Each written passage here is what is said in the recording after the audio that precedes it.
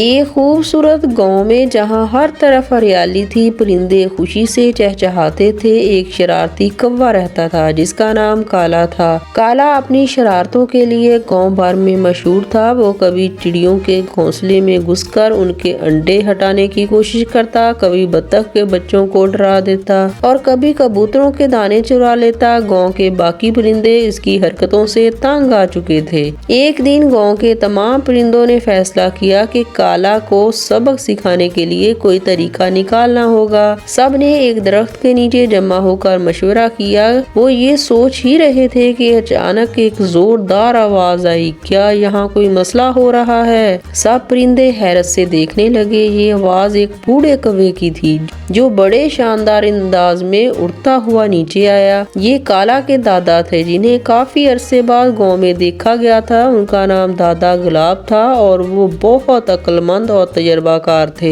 जैसे ही काला ने अपने दादा को देखा, वो खुशी से उछल पड़ा, उसके करीब भागा। दादा, आप कब आए? काला ने खुशी से कहा। दादा गुलाब ने मुस्कुराते हुए कहा, बेटे, मैंने सुना है कि तुम गांव में काफी शरारतें कर रहे हो, इसलिए मैंने सोचा कि आकर देखूं तुम क्या कर रहे हो। ये सुनकर बाकी परिंदे दादा गुलाब के करीब आए और इससे शिकायत की। दादा गुलाब, काला हमारी जिंदगी को मुश्किल बना रहा है। वो हमारी चीजें चुराता है, हमें तंग करता है और हमारी अमन की जिंदगी में खलल डालता है। दादा गुलाब ने गहरी सांस ली और कहा, मैं तुम सब की शिकायत समझता हूँ, लेकिन फिक्र ना करो, मैं काला को सिखाऊंगा कि अच्छे और बुरे में फर्क कैसे किया जाता है। दादा गुलाब ने काला को एक तरफ बुलाया और नरमी से कहा, बेटे, जिंदगी में सिर्फ शरारतें करना ही काफी नहीं होता, हमें दूसरों का ख्याल भी रखना चाहिए। मैं तुम्हें कुछ कहानियाँ सुनाऊंगा और तुम्हें इनसे सबक लेना होगा। काला ने अपनी चोंच हिलाकर कहा, ठीक है दादा, लेकिन ये कहानियाँ सुनकर मुझे क्या फायदा होगा?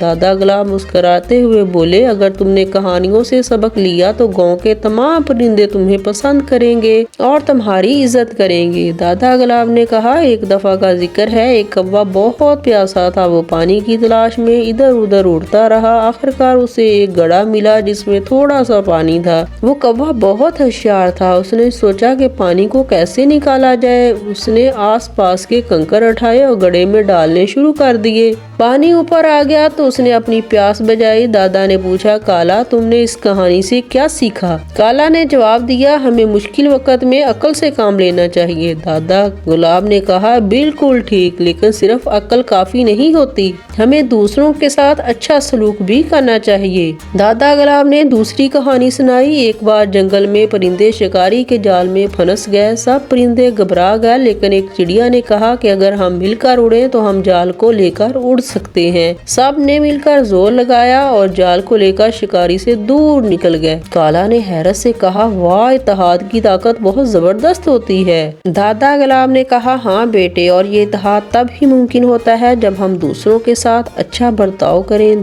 दादा गुलाब की कहानियां सुनकर काले के दिल में तब्दीली आई। उसने सोचा कि अगर मैं बाकी परिंदों के साथ अच्छा सलूक करूं तो सब मुझे पसंद करेंगे और मैं तन्हा नहीं रहूंगा। अगले दिन काला ने अपनी शरारतों के लिए तमाम परिंदों से माफी मांगी। उसने चिड़ियों के घोंसले के करीब जाकर कहा, मैं वादा करता हूँ कि आइंदा आपके घोंसले में कभी नहीं जाऊंगा। बत्तख के बच्चों से कहा कि अब मैं आपको डराया नहीं करूंगा। कबूतरों से कहा, मैं अब कभी आपके दाने नहीं चराऊंगा। दादा गुलाब ने कहा, बेटे, तुमने सीख लिया कि अच्छे सलूक और अक्ल से जिंदगी आसान हो सकती है। हमेशा याद रखो कि दूसरों के दिल जीतने के लिए मोहब्बत और हमदर्दी जरूरी है। काला की तब्दीली देखकर गांव के तमाम परिंदे बहुत खुश हुए। अब काला इनके साथ मिलकर दाने चुनता, खेलता और सबकी मदद करता। दादा गुलाब ने खुशी से कहा, ये है मेरा पोता। यूं गांव में खुशी और अमन लौट आया। काला अब सबका पसंदीदा बन गया था और दादा गुलाब ने ये साबित कर दिया कि मोहब्बत और नसीहत के जरिए किसी को भी बदलना मुमकिन है।